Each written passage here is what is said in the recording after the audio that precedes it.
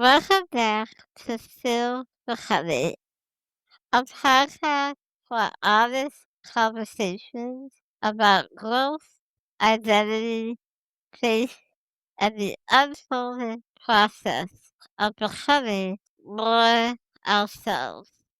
Today's conversation speaks to resilience, representation, and the power of using your voice.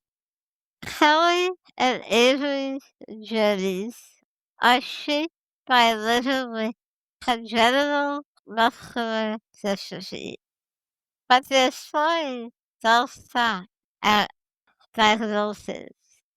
They continue to unfold through advocacy, connection, and a shared commitment to amplifying disability voices and building spaces where people feel seen, heard, and empowered.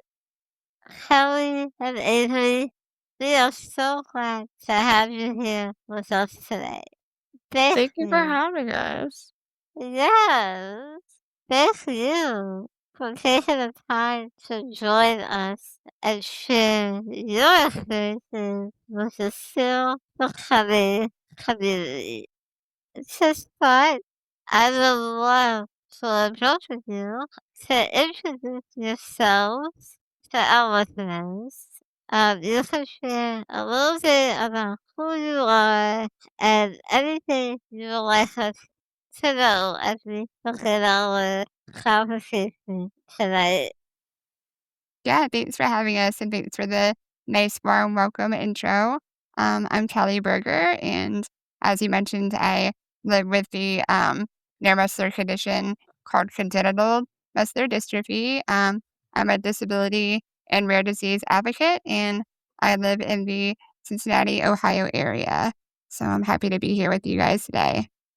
And I'm Avery Roberts. I also live with an ultra rare form of congenital muscular dystrophy. And that leaves Kelly and I both as power wheelchair users in terms of how we kind of navigate the world. I'm also a disability and rare disease advocate. Um, I live in New York. Um, I, uh, yeah, I'm just excited to chat with you guys today. Awesome, awesome. It's a pleasure to be involved. And I'm share with Avery off recording. I am also actually a New Yorker. So I love that we have New York representation in the I love house. it. Yeah. Ah, right, yes, yes. Julie also a New Yorker. She's from Long Island. So I love it. I'm outnumbered. I'm the Ah, outlier. it's okay. You fit right in. Alright, well, thank you so much for that awesome introduction into who you guys are. So let's just dive right in. So, I would like both of you to share what growing up with congenital muscular dystrophy was like for each of you as individuals. Sure, I'll go first. Yeah, so growing up with like a lot of doctor's appointments, and just navigating the life of living with a disability, and yeah, I walked for some time, and then like as Avery stated, I'm now a power wheelchair user.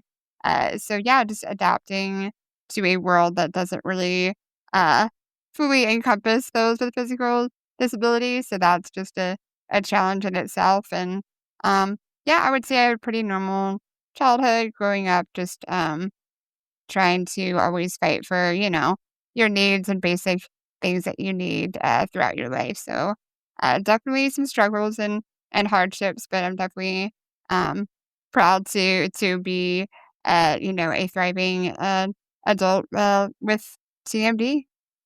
Preach, Kelly. I love it. Um, Kind of similar to Kelly's journey. I have been living with CMD my whole life. My mom had a normal pregnancy, but when I was born, I showed signs of neuromuscular disease, and then I was officially diagnosed when I was 7 years old, so it took 7 years to get to that official diagnosis. Um, and so growing up with CMD, disability has just kind of been my normal. I too could also walk um, for those years, and as I grew older, I kind of transitioned to a power wheelchair. Just in terms of efficiency and independence, um, it kind of enabled me to get around faster. Um, and so disability was just kind of my norm. And I don't really like remember a time before my disability. It just kind of has always been a part of how I move throughout, through the world.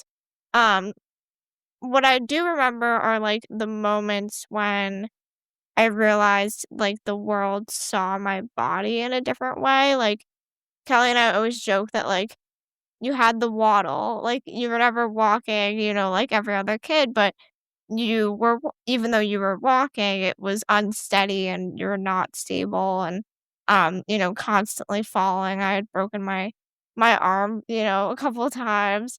And so I think as a kid, I started noticing people staring, talking about me instead of to me, or even just assuming that I couldn't understand what was happening around me or couldn't like understand people around me. And so I think that awareness came early, and I realized that people were kind of interpreting my body before I ever had a chance to like introduce myself, to the world. And so I think that's kind of what growing up with CMD looked like since we've grown up with it.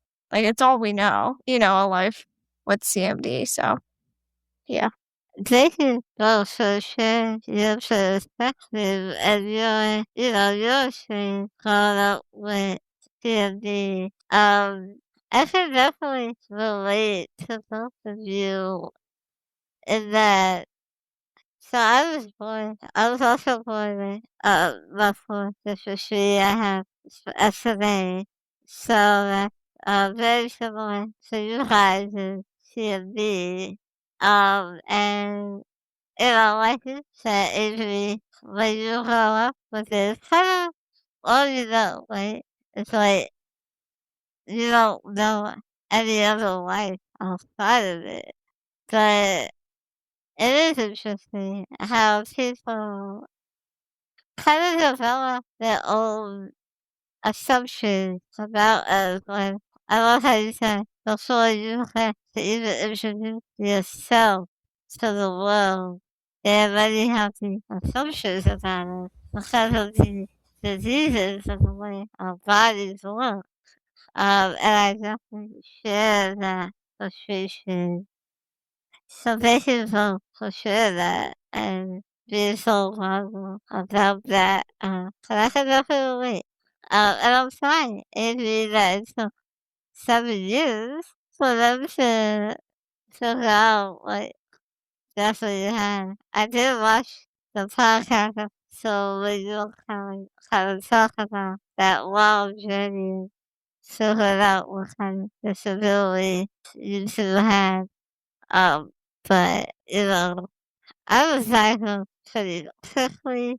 I was diagnosed within 6 months of being born, and my mom actually told the doctor that I had spinal muscular atrophy. Because she had another daughter before me with the same exact condition. So I'm grateful that my mom had the knowledge to know what it was because, yeah, back in the 90s, doctors had no idea about these diseases. So thank you so for sharing that. Before we move on, would you like to add anything?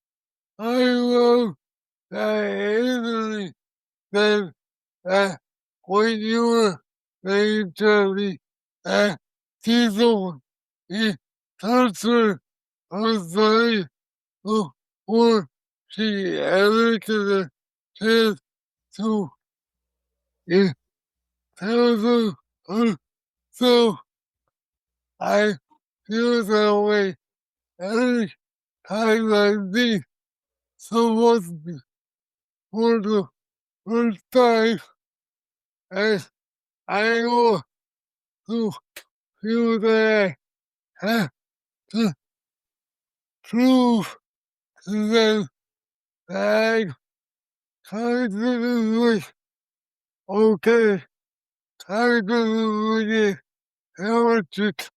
Yeah, definitely. I think having shows that I'm cognitively normal, but you don't consider normal, right?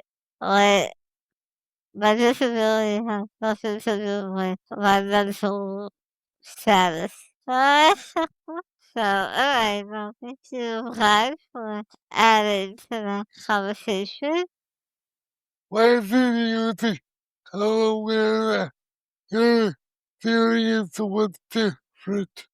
I think for me, it was more of just seeing that I wasn't able to do a lot of the things that others were doing, like more physical activities, usually around the playground or things like that, where I couldn't run or do steps or really keep up like that. That's when obviously it's pretty apparent that I, was on the sidelines and couldn't participate in that way. But it allowed me a new perspective of taking things in and concentrating on things that I could do and putting my energy into those types of things. Um, so yeah, that's I guess really what was more, uh, you know, um, showing and of that I couldn't really do those types of things. So that's I don't know. I wouldn't really say I never really called myself different.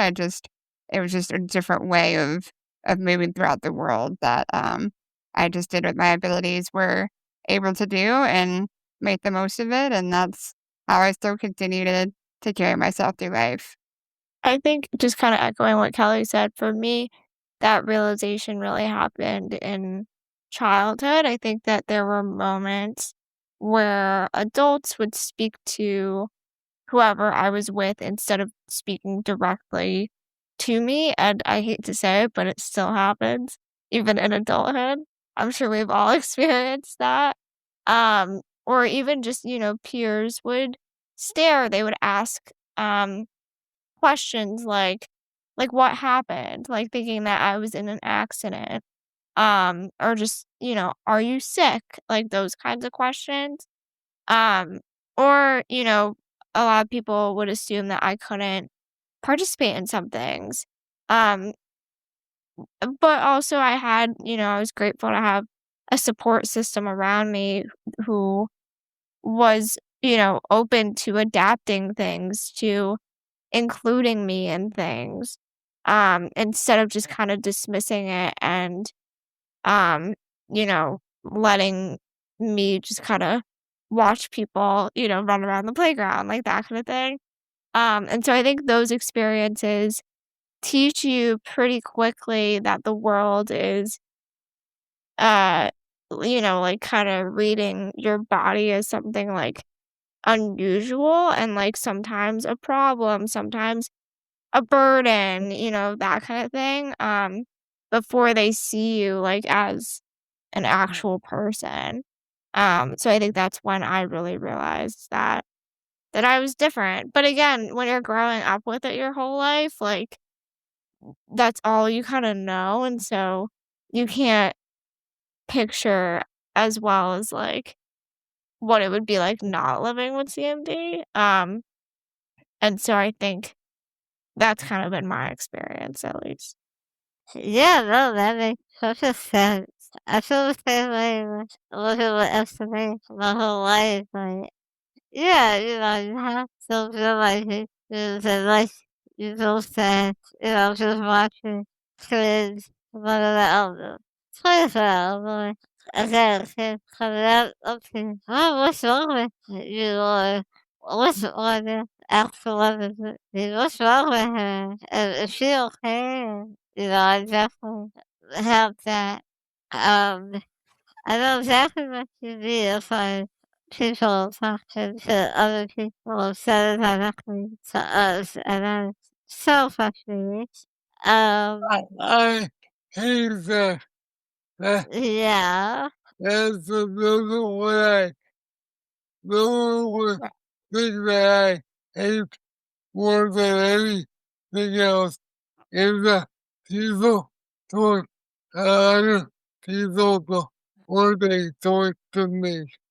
yes, it is so frustrating. But I also relate to what you just said. Like, it was like, oh, well, actually, this is what Jack said is doing, but it's okay asking him other things. And if I just move about your day, you're not really stuck on it.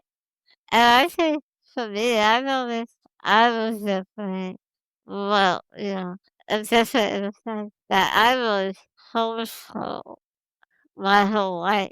So, like, I never went to a regular school setting because my mom couldn't find a school that she thought safe for me in that would also accommodate me having a severe disability.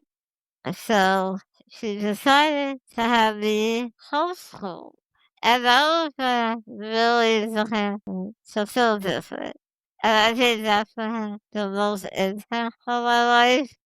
But other than that, it was like you both said, kind of like, you were aware of your limitations, but it wasn't like, oh wow, different, and my life is a disaster. Kind of like kind of looking of disease, like ours.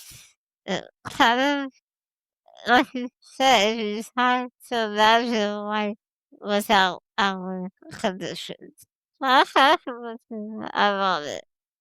So, I'm gonna ask the next question. And that question is, what shaped your understanding of disability identity? I think it really was, just society and community around me. You learn pretty quickly who's inclusive and who's gonna include you and who's gonna exclude you, and I think, that for me kinda shaped, who are the allies and how, people that see me, um, as a full, like, human being and those that, as we said before, see you as different or see you as, um, not being able to contribute to society. So I think that for me kinda shaped that I should own it and embrace it and be proud of it and, um, those that don't accept it to just, whatever. But yeah, I think for me it was just, learning those societal, I guess, stereotypes and just trying to break down the barriers that I could and, just surrounding myself with people that, get you on that level. That's kind of what really ultimately has shaped me. I think, like, my family has always kind of framed disability as, like, something to be proud of in a way, like, it's, given me opportunities that I may have, not been able to get if it weren't for my disability. I've been able to meet people. I think really what has shaped my understanding of disability identity is the disability community, itself. Like, the disability community is such a united community that just celebrates and uplifts everybody's identities, no matter who you are, what your background is, what your experience is. Because we all share, commonalities as well as differences. And so I think it was really the disability community that kind of like helped me figure out w- how I want disability and that identity to be a part of my life. And I think there's, always a lot of focus on logistics, like doctor's appointments and equipment and access, which, is all really important. But I think it's also kind of trying to find the balance between me as an actual person, as well as, you know, creating space for all of that. That, life gets really hard sometimes. There are many other things that we have to think about that a lot of other people don't have to. Even the systems that we navigate, that set you up to fail really when we're entitled to, Social Security benefits and Medicaid and all that stuff. So I think um, it's trying to find that balance between creating a space for all of that, and that as your disability identity, as well as just allowing yourself to be an actual person for once and to leave that, aside for a second. So I think that it kind of depends. Yeah, I love the fact you ladies are so awesome, man. I have a talking for this question. And again, I can definitely believe, unfortunately, I was not fortunate enough to have a family that embraced disability, tried, and made me feel proud, and they were more the opposite. And I was always sheltered and always very isolated, and so it affected me into adulthood where I have to find my own disability identity, and I have to find being proud just for the fact that I am a person with a disability. And then I met my people, and like you said, it's amazing how liberating the disability community really is. Because when I got involved with the disability, the right type of disability community, that I did start embracing my disability, and I did start being proud that this is who I am, right? And I always say now I have loud and I'm proud to be a person with a disability. Because that's who we are, that's who we're gonna be until the day we die. So it doesn't make any sense to keep denying that part of ourselves. So thank you for saying that. I wanted to say thank you for those people who I worry seasonally. I also identify with what Kelly said about finding people who can use the good I have throughout my life, and that's one of my biggest challenges. Mm-hmm. Yeah, the mother should just find people who let me, like, genuinely let me. And don't get me wrong, I have found a few people, and I'm just so lucky to have them in my life now because they make such a difference. And how I see myself and how I see them and how I see my peers, yeah, it does make a difference. And I feel that way, feel that so what I just consider myself for the those people who really get me as well. Yes. Why is disability considered hatred and media so important to both of you? I think we're all tired of the stories um, of disabled individuals being told for us and not by us.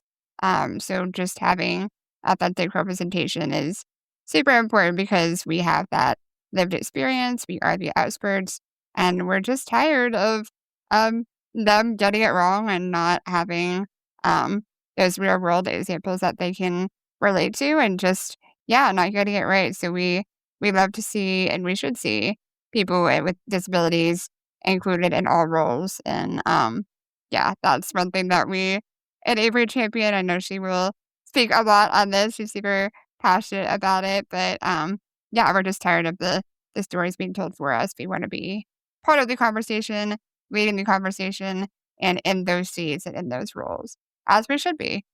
Yeah, I'll try to keep it brief. But what Kelly's alluding to is I'm actually a professional dancer in New York City. And so this is something that I'm really passionate about. I became the first wheelchair user to dance on the Radio City Music Hall stage. And while I was really grateful and proud to be the first, of for that accomplishment as well as that, the how big of a historic moment it was for our disability community. I wish I wasn't the first. And I think that just goes to show how far we've come with disability representation in all areas of our entertainment industry, but also how far we have to go. And I think that representation shapes how society understands disability. And so if the only stories that people see are, tragedy stories or even like inspiration porn that, the disability community says, then that's what people assume disabled lives are. But our lives are complex. We're funny. We're ambitious. We're creative. We're messy. We're joyful. We're frustrated. We feel all the things that make someone human. We're very, dynamic people. And so when people see authentic disability voices in media and entertainment, any form of any form of disability representation, it really expands what people believe is possible. Um, and so it's so incredibly important. And it's important, alone as disability representation, but especially authentic disability representation.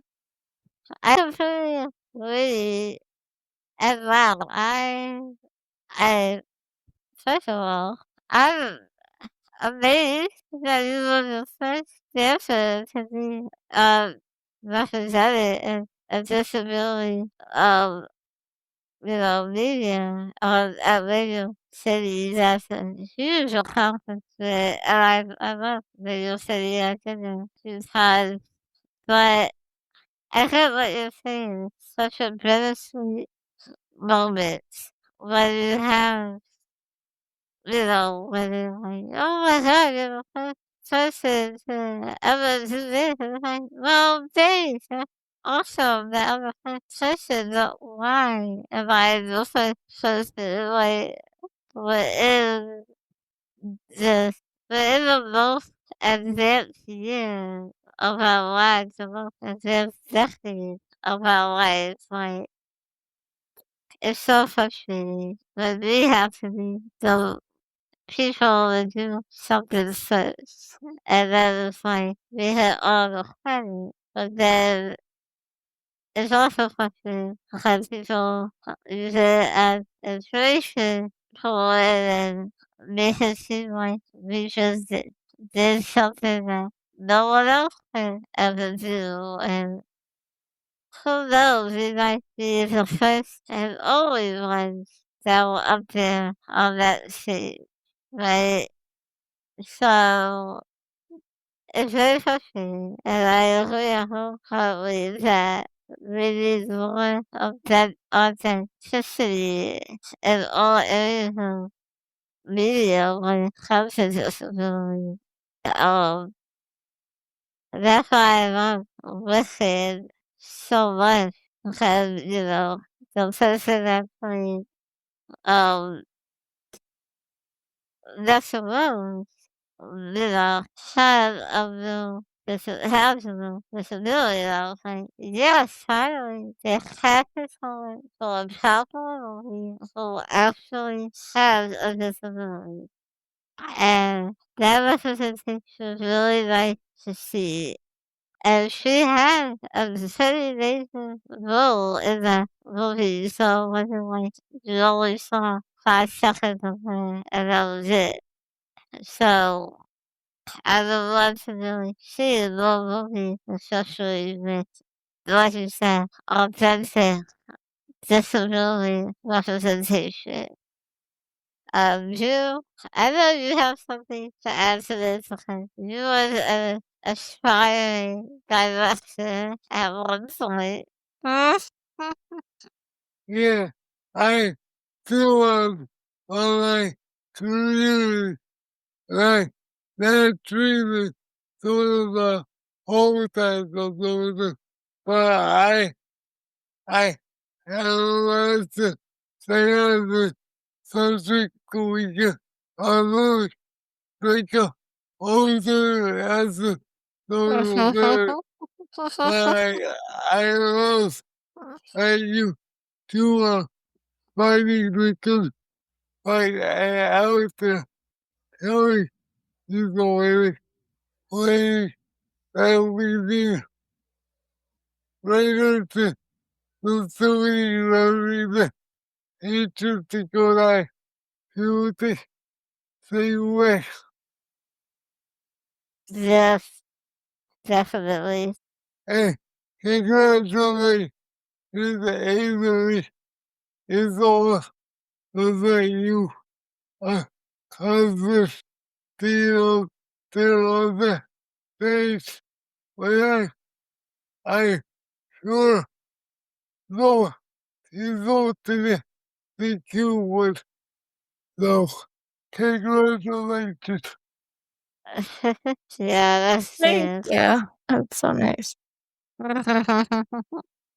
Yeah, I would love to see some videos of you dancing. I'm sure you're a beautiful dancer. Alright. So my next question is, what do you feel is missing in the current narrative? So many things. I think a lot of the stories are um, evoking pity and just getting disability wrong, period, in general.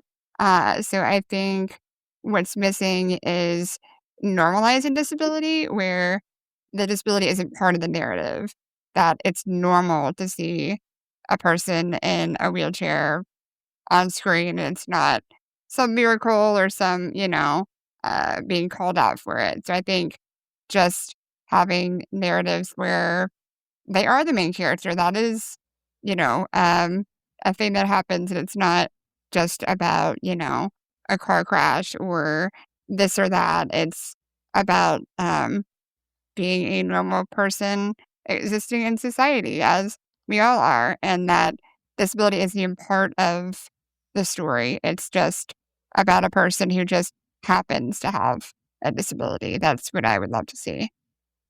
Yeah, that's the norm. It's kind of integrated into the narrative. I completely agree. Um, I think what's often missing is nuance. So, like, disabled people are usually portrayed as, through a lens of pity, kind of like Kelly said, or inspirations or tragic heroes. Um, but I think what's missing are like the everyday realities that people living with disabilities experience, like relationships. I think a lot of people don't realize. A lot of people think that people living with disabilities are not worthy of love. I think that's something that's really important to highlight. Careers, school, um, the humor in it, the frustration in it, the community. Um, where we can be creatives. So I think it's important that we show that people living with disabilities are not one dimensional in any way. And I think that's not only important in terms of changing societal misconceptions, but I think it's important for the disability community to see themselves reflected in a narrative and to know that their story is worthy of being in a narrative. And so I think that's what's what's missing, but there's really so much for sure. I agree. I definitely agree with both of you.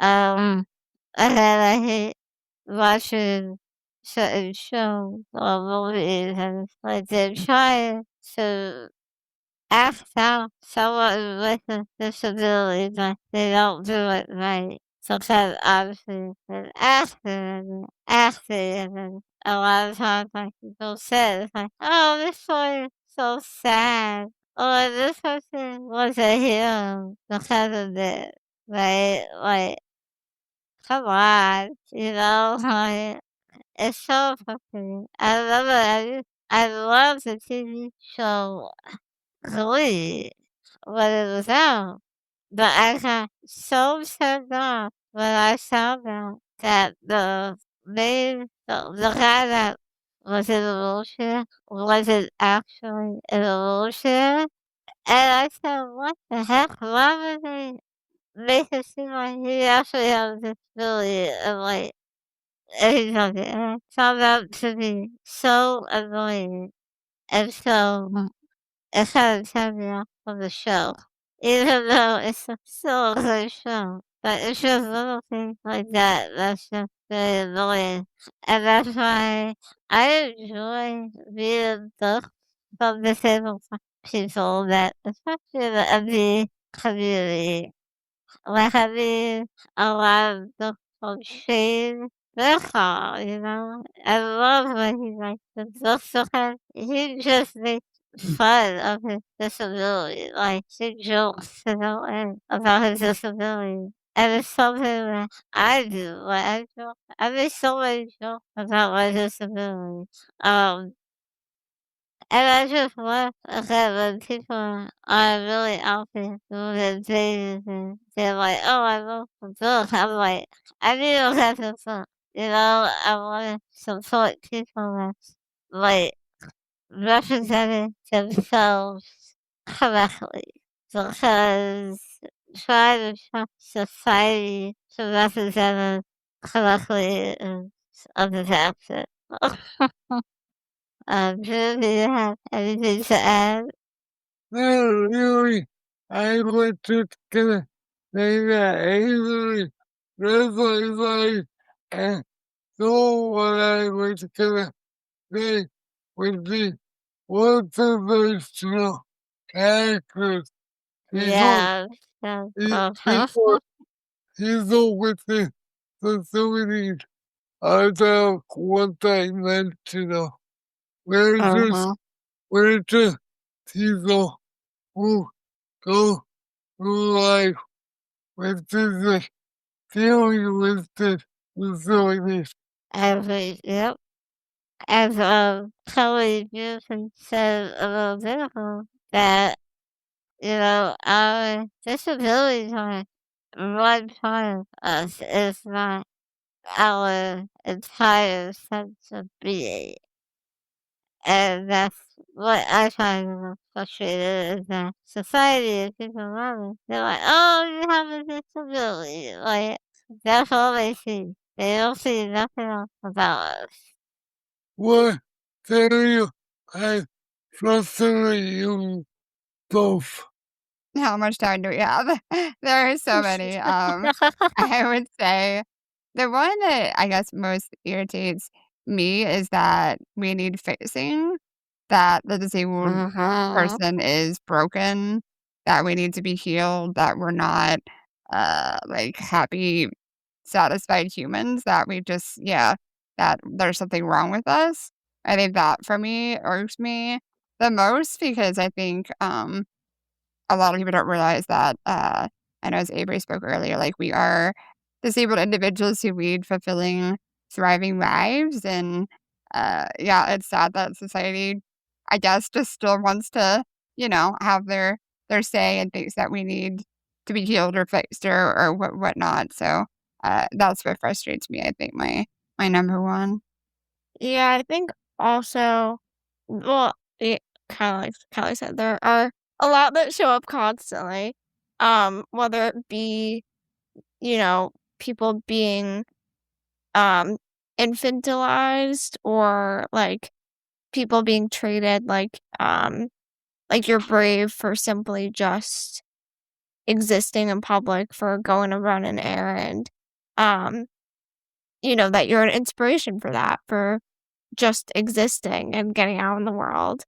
I think there's also the stereotype that disabled people are like passive or dependent, when in reality many of us are constantly advocating and navigating systems that Kelly and I always like to say, like, we're clearly not built for us, and for our community. And so I think that's also a stereotype. And like Kelly said, I think a lot of people don't think that the disability community can live, full, fulfilling, rich, fruitful lives. Um, when in hindsight, like, we do, we're thriving. And so that's something that really frustrates me. Oh my gosh. I relate to both of you so much. You know, Kelly saying, oh, everybody thinks they have to be sick, they're broken, or sad. Like, that is so frustrating to me. And then what Avery said, when people, they're like, oh, you're so brave, just because you're at the grocery store. Like, it's so frustrating and so, like, unnerving. And I try to smile and be nice. I don't like, touch people on the face and be like, do you know how obnoxious you sound right now? I'm sorry, I can be silent. But I'm annoyed, but yeah, it's so annoying when they can't even live peacefully without people thinking they're broken and need to fix it. Oh, that was so inspirational because they're alive, like Avery said. So, Drew, can you relate to us having cerebral palsy or no? I'm sure you can. Yes, I have no theater spirituality because as all listeners would know, I study spiritual life. So I hate when people want to come to the public and bless me. And I kind got surrounded over the years and now I just sense and say God bless you too. But I is the Lord for the just the suit that I be with the just because I have a disability. On this side, praying for you. Yes, They stop you in the middle of nowhere, talking about, can I pray for you? Can I pray for you? Like, oh man, the what society we live in. Alright. what they say to you though, Jesus? Yeah. I like, yeah, yes, I know you quite, quite well. How do you? Exactly. Exactly. Oh man. The things we have to deal with. Okay. Well, we're moving on from thinking from us, realizing about those stereotypes. I'm sure, like you said, we can have a whole episode of just stereotypes and frustration. But so I'd like to know now, how has embracing your disability identity shaped you're still becoming. I think in today's world, we're all still learning and adapting with the ever changing things in society and culture. And I think I do learn a lot from my peers who are disabled, just how to continue to navigate that world. So yeah, I think it's just always ongoing. It's always learning and constantly being educated too, on all the different and unique people that are existing in this world. And yeah, I think we're all still becoming in that way. We're becoming hopefully better versions of ourselves. Yeah, hopefully. Um, I think living with a disability has definitely shaped um my whole life, my purpose, my passion, my life's work in a way. I think it's really made me more intentional about where I put my energy to. Like I refuse to compromise on, whether it be accessibility or um, just stuff like that. Respect, autonomy, stuff like that.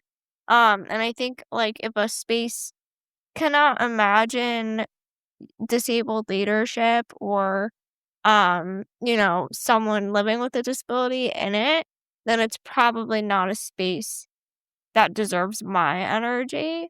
And so I think disability has really made me, more aware of the kind of world that I want to, um, help build and to live in too, the kind of world that I want to leave behind. Really. I love that so much. I love what both of you said, and yeah, that's beautiful. Thank you for sharing. I love my Avery that I love the kind of world we want to leave behind because that's what I always think about.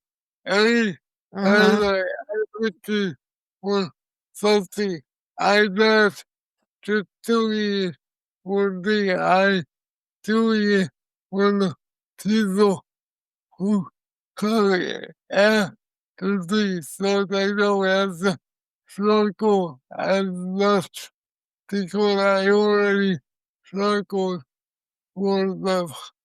Yes, I have to say it out loud. Whenever I have the chance to do something, that happens in before doesn't really have anyone doing the work. I'm like, I'm paving the path for the future generation, for those that come after me, you know, because obviously this wasn't here for me when I needed it. So I'm gonna make sure it exists for the person that comes after me, you know. So I love that we all share that outlook. Okay, sorry, July. Took this question from you because I I didn't ask this question. Um, but now moving into podcast. So and so I know you already have your own podcast called Real Talk. So what inspired you both to start Real Talk podcast? Yeah, I think me and Avery really didn't have that kind of outlet or anything. We didn't really see ourselves represented when we were growing up. And so we wanted to create a space that was real and authentic and just us being two rare females, just telling life how it is, sharing stories, sharing resources, and just uplifting others in the disability community. That's just been something we wanted to really do and bring out into the world and then just have a fun conversation that's lighthearted. Obviously, real is upon unreal. So we just like to just have fun and, um, yeah, just talk about things that are maybe ignored or not really spoken about. And, yeah, it's just been a really fun endeavor to do. And yeah, we're excited to keep, going with Real Talk and keep, yeah, moving it up. I love that so much. Yeah, I can say the same thing for the Silver Coming podcast. Um, I initially had, someone else had thought of the idea of having a podcast because me and my friends, every day, our lives is a whole podcast in itself. So I realized we should have a podcast, and so I said, I was like, yeah, we'll talk to me off something. I really tried to think about it and seriously considered it. And I'm like, you know what? Because I'm also an advocate, and I'm like, try to find other ways to figure out what advocacy looks like for me, right? And how can it be accessible for me? And so I'm like, well, there's a podcast idea. And like you said, there isn't a lot of podcasts with that's designed for people like us. Very few disability podcasts in general. I do listen to like the Silent Listener Atrophy podcast hosted by Kevin Schaefer. I also listen to the Tide Pod. Um, but beyond those, I mean, there's not much out there. And then my friend started her own podcasting channel, and then she also has a disability, so I have heard, but again, there's like not much out there. Um, so like you, Joe, I felt like me and my friend have so many interesting conversations, and I'm like, we need to share this with the world. Like, I'm sure other people can relate to what we're saying, what we're feeling, just highlighting disability voices and stories is what it's all about for me. And I love listening to podcast. Look, I didn't the way I continue on to do what I do teach clearly. And they Johnny was like, don't worry about it, you're thinking you're doing this. Alright, okay, then you are consider us. Yeah.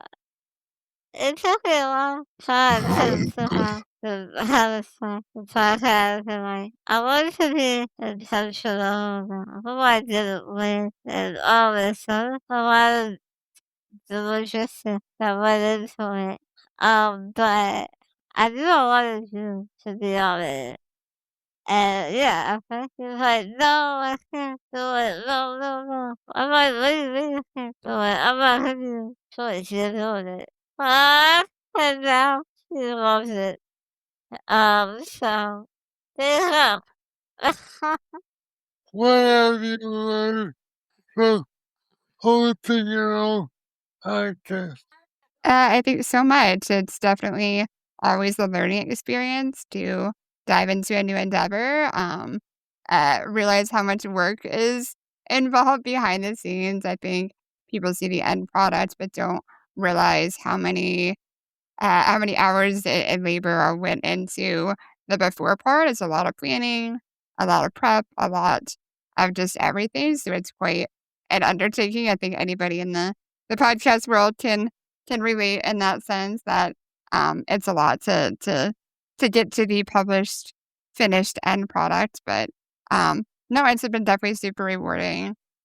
Just hearing stories of people that have been impacted by it or moved by it and just having the chance to really uplift our friends and others in the disability community to give them that platform. That's been just a really fun, neat thing to see. Yeah. I think we've definitely learned, and it's really, I mean, maybe not learned, but reinforced for us that that storytelling really builds community. I mean, there, are people that feel like after they listen to an episode, they say like I thought I was the only one who felt that way. And so that really reminds us that that visibility really does matter, and we're just grateful that we can kind of give a platform to those conversations as well as amplifying our community, our friends really. My gosh. Yes. Thank you so much for highlighting the behind the scenes work of being a podcaster. Like you said, Kelly, people see the end result, which is the final episode. But again, they don't see the, like you said, the planning, the editing of each episode, putting it on. So we have our podcast on Spotify and YouTube. So I have to put them on those types of medias and schedule them. And it's a lot of stuff behind the scenes. It's millions of things. And unfortunately, I'm the only one that can do those things because due the nature of his disability, he's unable to do any the hands-on stuff of the behind the scenes work of being a podcaster. But he's a good cheerleader. Um, he's a good emotional supporter. Um, but like Avery said, it does require time, effort, and work, but it is so rewarding when we get outreach from people that's like, hey, I want to be on your podcast, and I want to share my story. Like, okay, when you guys reach out, I was ecstatic. I'm like, no way! Like, you guys were maybe the first ones to reach out. And so me and you were so over the hills and excited. And it is really rewarding when we can share other stories, and not just our own. And yes, we have interesting stories too, but they don't want to just hear about us. So I love that we can interview other people and have a wide variety of people on our podcast. You have anything to say, Mr. Jill? Yeah, I do. I wanted to say that I love working on this podcast and seeing a leader in the community. But I want to thank Tracy because she was so hard on every single item since I wouldn't be doing this without her. So thank you, Travis. Uh-huh. You're welcome. And I wouldn't do anything. I wouldn't be doing this without my best friend. So, thank you. We Thank help each you. other. Thank you, Travis. Yes, of course.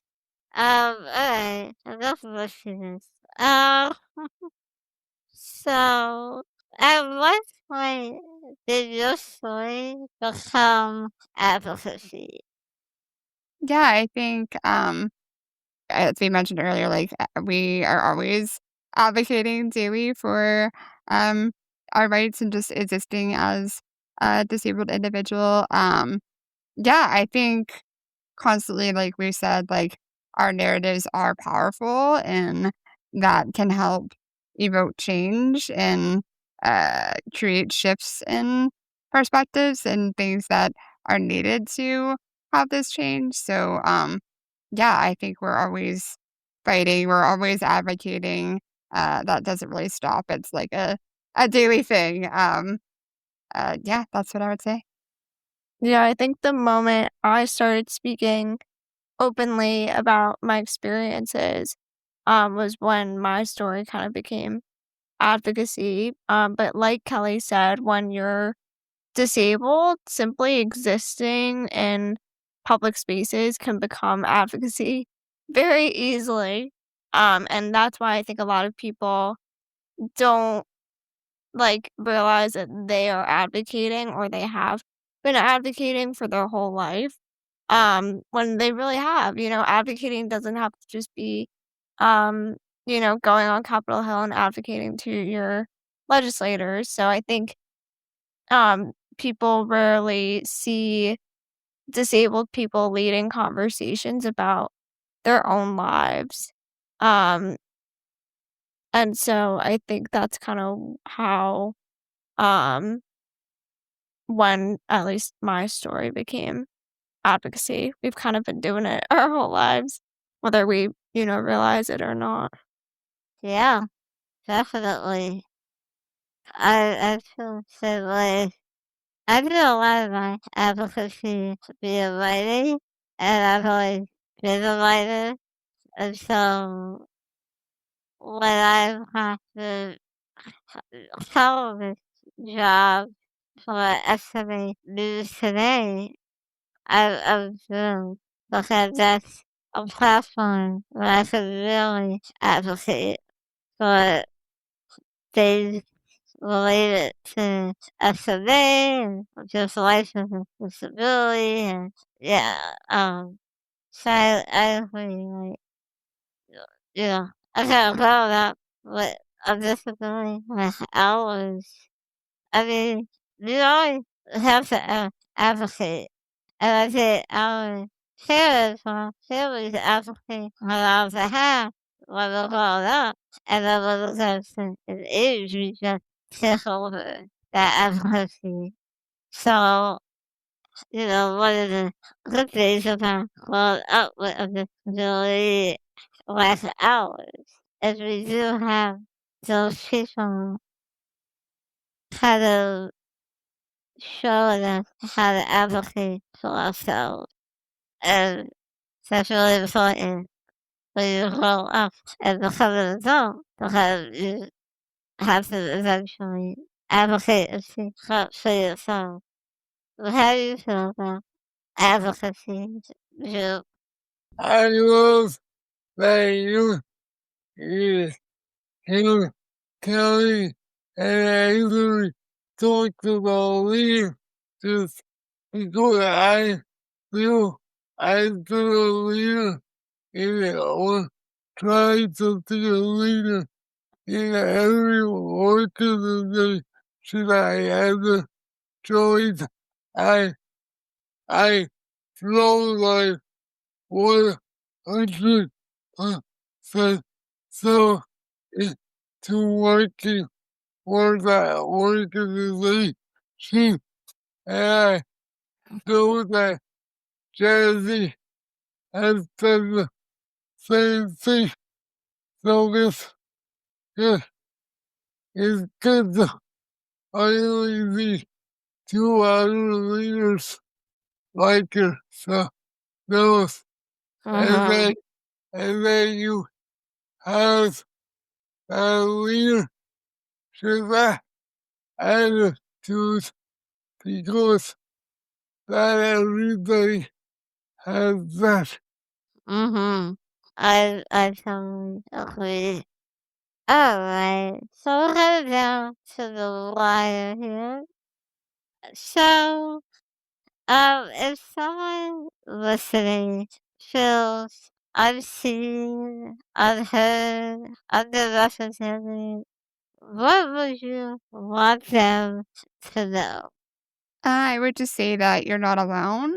A lot of us are having those same thoughts and feelings, and it's okay to feel those feels. I think, podcasts like this and finding your disability community can help you feel validated in that. and just know that, that's okay and that can pass and that it's okay to speak up for yourself and, know your rights, vocalize your needs and find a support system that truly embraces you and uplifts you. And yeah, I just know that, uh, yeah, that you're here, you're validated, you're seen, and surround yourself by people that truly get you. Yeah, I would just say your story matters even if the world hasn't really created space for it yet. I would also say that there is a community out there that will see you, that hears you, that values your voice. Um, and I think also sometimes the first step is just realizing that your experiences are not something to hide, that there's something that can really create connection. And and yeah, I just think know that you're not alone. And there are people, like Kelly and I, like Jazzy, like Drew, who are here who want to connect with our community and are more than willing to share resources, share experiences. And so yeah, please don't hesitate to reach out for sure. Absolutely. Yeah, thank you for saying that. Yeah, we are always available and willing to talk to people who might be struggling because we were once in your shoes when we were struggling and we were looking for someone to reach out to. So we definitely want to be the people for you. You can email us, podcast silverhoney at gmail.com. I will also be sharing Kelly and Avery's social media accounts in the when I share this episode. So we will always be willing to connect with people outside of this podcast, and maybe you might be on the podcast and you can share your story as well. But thank you so much, Kelly and Avery, for tonight's episode. We always end by asking everyone on the show the number one question, which is, who are you becoming right now? I think every day like I said earlier, we're learning, we're adapting, we're shifting. Yeah, I hope that I can continue day by day to become the best Kelly out there that and continue to better myself, to learn from others, to um help change the world and the rights of the disability community for the better. I think we're all still shaping and molding into our own paths. And yeah, I hope that we are creating more inclusive cultures, more inclusive spaces, and normalizing disability. And I hope that I can help contribute to making that path easier, better for the next Kelly. I love that, Kelly. I think, like Kelly said, we're still learning, we're still growing, we're still discovering, ourselves, new parts of ourselves, whether it be as advocates, as professionals, as people living with disabilities. Um, no matter what your role or title is, we're all wearers of many hats. But I think it's important to recognize that although, we are aware of the stereotypes that, are around the disability community, that society has kind of put the disability community in a predefined box in a way, and they're not willing to go outside of that box, or let us go outside of that box. And so I think it's important to we recognize that we're all learners on this journey, like even us, in the disability community. And so I think it's not just about, getting to that perfect endpoint, immediately and like starting there, getting to a perfect world immediately. I think it's just always continuing to evolve and grow and explore and discover and kind of like mold and shape, like Kelly said. So I think that's important. I think I'd also end by saying like we we know the power of allyship.